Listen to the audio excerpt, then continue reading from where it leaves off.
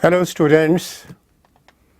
So we continue with the discussion on cash flow statement, preparation of cash flow statement. Today I am taking a situation, I am taking a problem where you are given the balance sheet of a company, 2 years balance sheets of the company, or a balance sheet of the company with current year's figures and previous year's figures. Whenever a balance sheet is given to you for preparation of cash flow statement, it will be always be in this format: current year figures and previous year's figures. Along with this balance sheet, some additional information is also given. So you have to take into account that additional information and the information in the balance sheet, and from this information you have to work out part A, cash flow from operating activities, part B, cash flow from investing activities, and part C, cash flow from financing activities. Now let's read the balance sheet what is given to us. Here it is, this balance sheet. This balance sheet contains two parts: equity and liabilities and assets.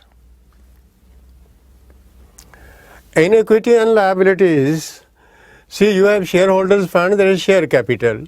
Look at the share capital, 6 last year, 8 now. That means how much capital is issued? 2 lakhs. This is financing inflow. Then we have reserves and surplus. Look, there is no profit and loss account balance. Only reserve is given. So we'll take that whatever profit was left, it was transferred to reserve. So look here, last year reserve was 360 and now it is 7,10,000. How much more? How much more? 3,50,000 has been transferred this year to reserve. Where from has it been transferred? कहाँ से किया? Profit and loss में. That means इस reserve से ही पता लग जाएगा कि हमारा प्रॉफिट कितना है. Okay. Then we have current liabilities, short term borrowings. Here it is bank overdraft and cash credits. It was last year 10, now it is 20. What does it mean? It means that bank overdraft has increased. The company has taken more money as a short-term loan from the bank as bank overdraft. This is an inflow. And I told you earlier also, cash credits and bank overdraft, they are short-term borrowings, and these short-term borrowings are to be taken as financing flow, financing cash flow. This is financing cash inflow of how much? From 10 to 20, 10,000 cash inflow on account of financing activities. So that is this new thing in here, although we have already discussed, but it is again here. Trade payable, creditors, current liabilities. Here is the tax provision. What is the tax provision? Tax provision last year was how much? We thought last year we will pay 1,40,000 rupees tax. Very good. And this year our estimate is that we will pay 1,60,000. Did we pay last year the check? Last year का tax हमने pay किया. ये देखो नीचे information given है, tax paid during the year 1,40,000 के पिछले साल का टैक्स पे कर दिया. And listen to me my dear students, even if this is not given, अगर ये ना भी दिया हुआ होता तो भी हमने ये टैक्स तो पे कर ही देना है. If the amount is different from this, it will be given here. If the amount is the same, it may not be given here. Okay. So last year's tax is 140 provision and we have paid it. This year's provision is 1,60,000. So this provision has been made out of this year's profit. Okay, so that is tax burden. Come to the fixed assets, non-current assets. Non-current assets are fixed assets. Fixed at tangible assets, machine. This is at cost. Last year the machine was 6 lakhs. Now it is 6,40,000 cost. Cost is 6,40,000, and this is depreciation. This is accumulated depreciation, mind you. It is collective depreciation of last many years. So this is less depreciation. Out of this is 50,000. This is 80,000 in year 2 years. So this is accumulated depreciation, and we have written here the balance. Net difference was 50 and this is 560. Now next is goodwill, intangible. Goodwill was how much? 1,40,000. It has now come down to 60,000. How much reduced? 80,000. This is non-cash. This is non-cash item which has reduced our profit. Non-cash expense, goodwill. Then non-current assets are bonds. These are my investments. 15% bonds. 15% bonds are how much? 6 lakhs and 3 lakhs. Last year they were 3 lakhs. Now they are 6 lakhs. And there is an adjustment for this bonds. Bonds adjustment, look here, number 1. 15% bonds costing 50,000 were sold at a loss of 15,000. 50,000 का माल अगर 15,000 के loss पे बेचे जाए तो कितने का बिकेगा? For what has it been sold? कितने का बिका? तो ये बिका 35,000 रुपीज़ का. सो 35 इज नॉट गिवन, लेकिन हमें खुद समझ लेना है दैट इफ समथिंग कॉस्टिंग 50 ये बेचती है और लॉस हो गया 15 का, तो 35,000 का लॉस हुआ है. इसका भी हमने एडजस्टमेंट करनी है one while making. So therefore our 15% bonds were 3 lakhs. इसमें से 50 के बेच दिए, बाकी कितने के बचे? 250. 250 के बचे बाकी के. अब 250 के 6 कैसे हो गए? दैट मीन 3,50,000 के और खरीद लिए. कितने के और खरीदे? 250 का 6 कैसे बनेगा? उसमें 350 और जोड़ो.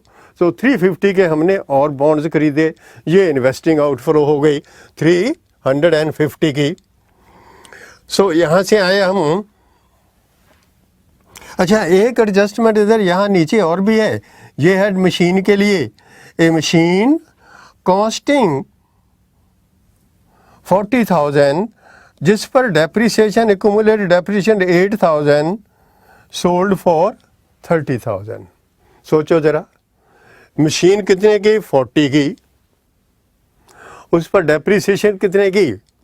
8,000 की. तो कितने की बची ये? 40 माइनस 8, ये बची 32 की. और 32 की चीज़ अगर 30 में बेच दी जाए तो गेन होगा या लॉस? Yes, loss.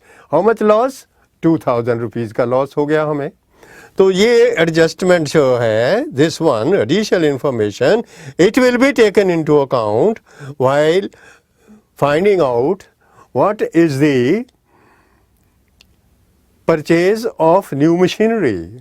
नई मशीन कितनी की खरीदी है, इसके लिए हम इनके एसेट्स अकाउंट बनाएंगे और अकाउंट बना के आपको दिखाएंगे कि ये कैसे करना है. Right. Now after this we have current assets, short term investments and marketable securities.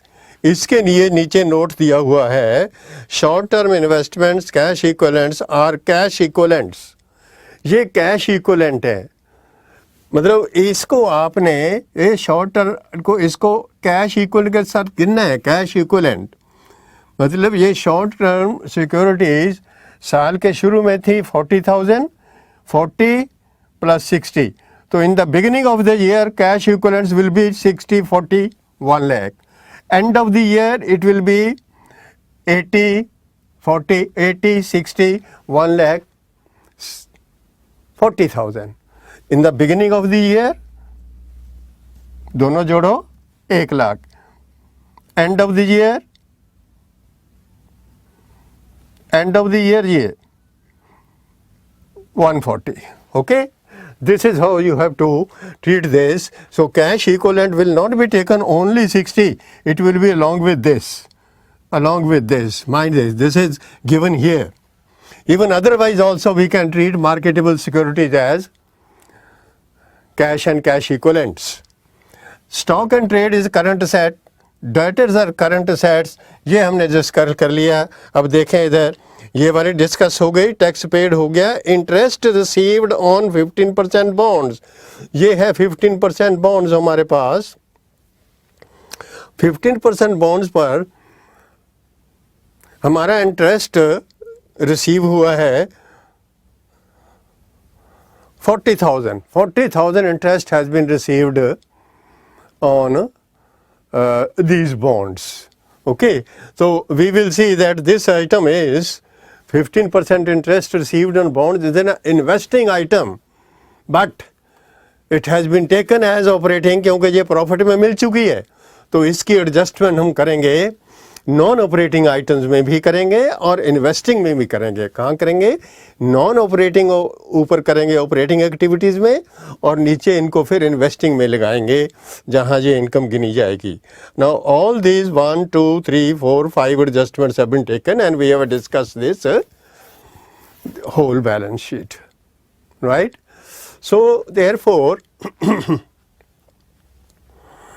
let us now start preparing the cash flow statement. Come here, cash flow from operating activities, net profit before tax and extraordinary items. ये net profit calculation के लिए working note देना है आपने.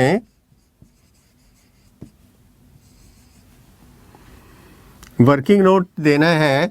इसमें हमें पास profit तो given नहीं है, लेकिन जनरल रिजर्व इंक्रीज कितनी है? जनरल रिजर्व में इंक्रीज इन जनरल रिजर्व ये है 3,50,000 की. इंक्रीज इन जनरल रिजर्व 3,50,000, और इसमें करो add tax provision. Tax provision इस साल की है 1,60,000.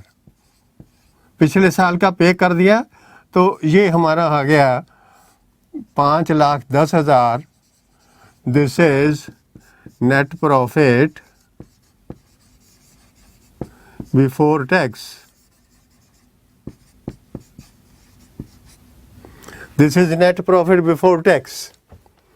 350 is increase in general reserve, add tax provision 160, 5,10,000. इसको हम इधर लिख देते हैं net profit before tax. This is working note. And then we have adjustments. Adjustment for non cash and non operating.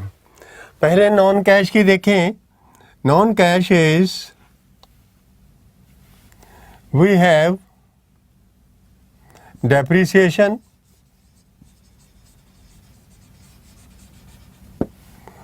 we have goodwill, amortized. ये दो है non cash. Depreciation and goodwill amortise. देखो गुडविल अमोर्टाइज कितनी है इधर? Goodwill is 140 थी, अब 60 रह गई. 80,000. 80,000 की तो गुडविल है. ये ऐड करेंगे हम.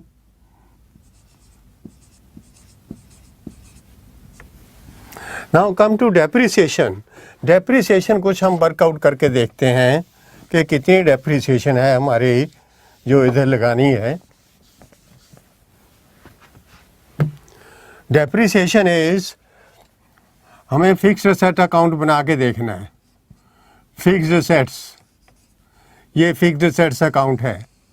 ऐसे छोटा सा अकाउंट बना के देखो और आपको पता लगेगा ये क्या कुछ इधर लिखना है। और साथ में ये डेप्रिसिएशन अकाउंट भी बनाओ, डेप्रिसिएशन अक्यूमुलेटेड अकाउंट।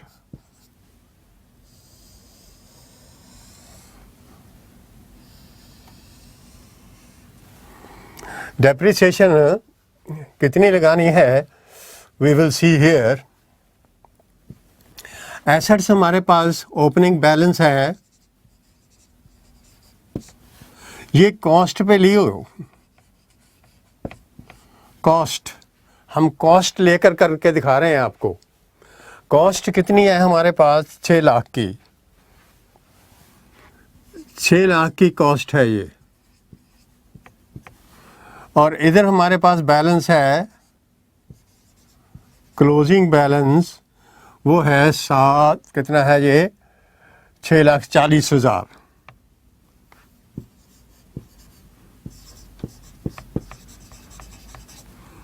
$6,40,000 का बैलेंस है हमारे पास।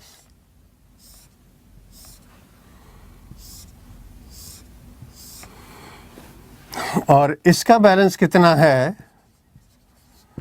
ओपनिंग 50,000। पिछले साल की डेप्रिसिएशन इतनी है। और इधर लिखो इसका क्लोजिंग बैलेंस, ये कितना है, दिस इज 80,000।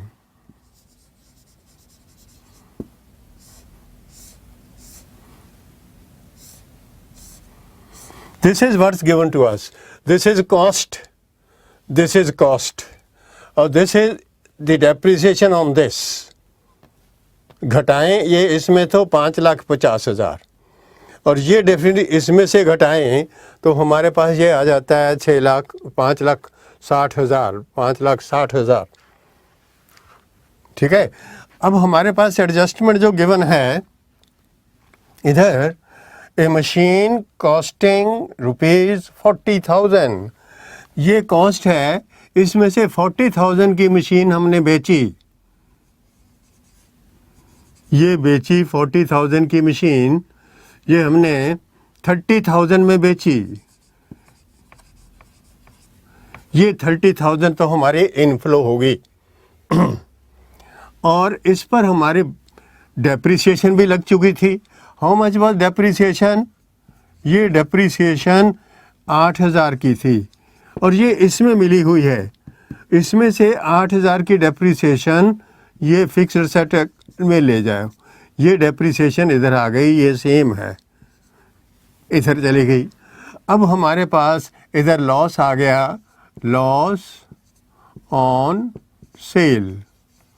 ये लॉस ऑन सेल कितना आ गया, 2,000 का।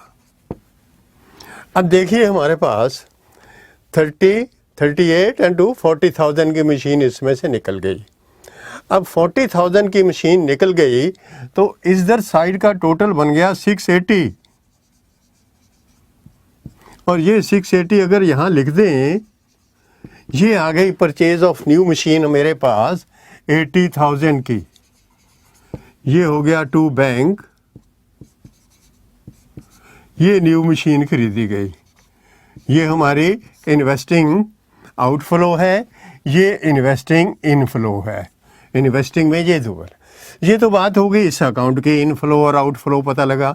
ये बैलेंसिंग फिगर है, जिसको साथ में ये भी लिख दो, ये बैलेंसिंग फिगर है। अच्छा, अब आइए इधर हमारी डेप्रिसिएशन ये थी, इसमें से 8,000 निकल गई, बाकी कितनी बची है, how much is left here, 8 निकल गई तो 42 बची। ये 42 की 80 कैसे बन गई, इसका मतलब हमारी डेप्रिसिएशन इस साल की है 38,000। ये हमारी डेप्रिसिएशन है, इसको हम लिखते हैं स्टेटमेंट ऑफ P&L। ये प्रोविजन है 38,000 की और अब हमारा देखो टोटल इधर भी कितना बन गया, 88,000 और ये भी हमारा 88,000 हो गया। इस तरह से ये वर्किंग नोट आपने करके दिखाना है, इसमें वर्किंग नोट, और ये कॉस्ट पर किया है जानबूझ के हमने क्या आपको कॉस्ट वाला आ जाए, क्योंकि हमें गिवन है ए मशीन कॉस्टिंग, ए मशीन कॉस्टिंग, तो कॉस्टिंग है तो भाई कॉस्ट वाले में से निकलेगी। ये कॉस्ट है, इसमें से कॉस्ट 40,000 देखो कॉस्ट निकल गई, 30, 38 and 40,000 has been taken out. इधर से हम एसेट निकल जाते हैं और इधर आते हैं हमारे पास। सो अब हमारे पास 38,000 की डेप्रिसिएशन इधर आएगी। सी वर्किंग नोट, इसका वर्किंग नोट बना के दिखाना है और ये सी वर्किंग नोट इधर लिखना है, राइट। सो ये हुए डेप्रिसिएशन, ये डेप्रिसिएशन नॉन कैश, और ये गुडविल अमाउंट है, ये नॉन कैश। अब हम देखें हमारे पास कुछ आइटम जो हैं वो नॉन ऑपरेटिंग भी है। वो है जैसे इंटरेस्ट रिसीव्ड, हमारे पास है इंटरेस्ट रिसीव्ड।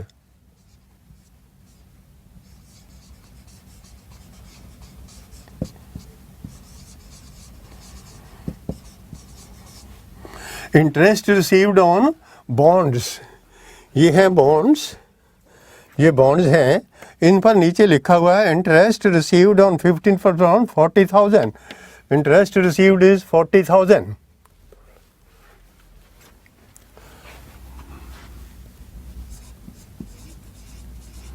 ये यहाँ से लेस करना है, इधर से ये माइनस करेंगे इसको फिर, क्योंकि इंटरेस्ट रिसीव है, ये इन्वेस्टिंग आइटम है, ये है इन्वेस्टिंग आइटम,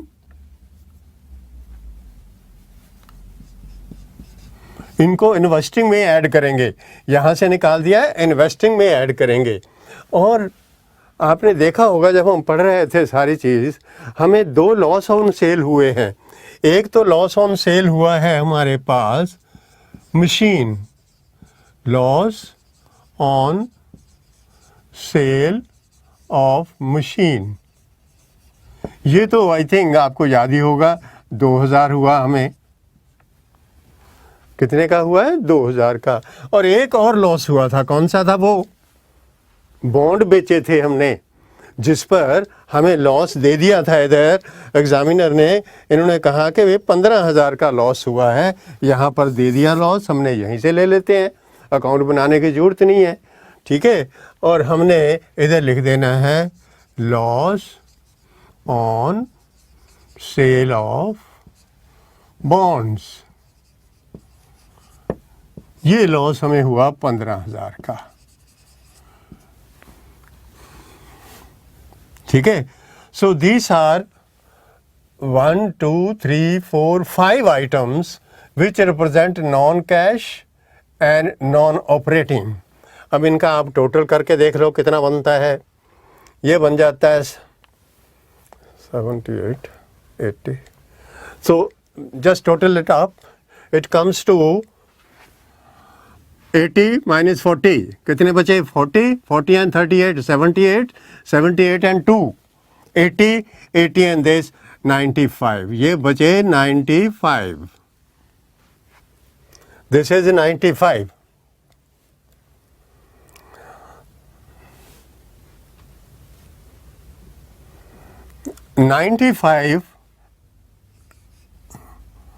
ये है 95। अगर हम इसमें 95 जोड़ दें इस प्रॉफिट के अंदर, इफ वी ऐड 95, बिकॉज है पॉजिटिव के एक नेगेटिव का था, तो ये मेरे पास बन जाता है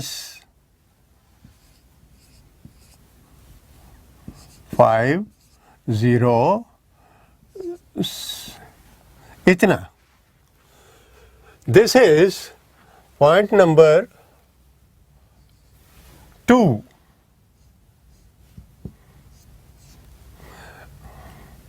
net operating profit before working capital changes।